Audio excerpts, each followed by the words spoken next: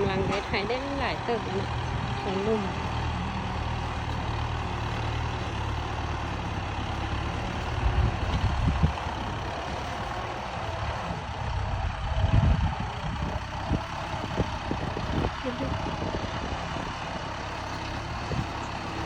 ถ่ายแล้วพอดีเขาถ่ายซ้ำอีกรอบนึงแล้วพอดีงามเลย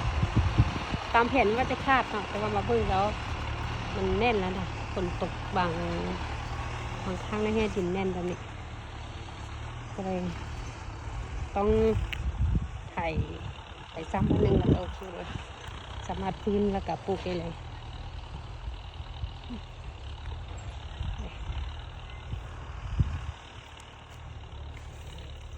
ตะกี้กระโตหลายได้แล้วถ่ายรอบทะเบียนเขาได้ให้เอาคนมาเลี้ยงเอาคนกระโตแล้วก็จูดแบบนี้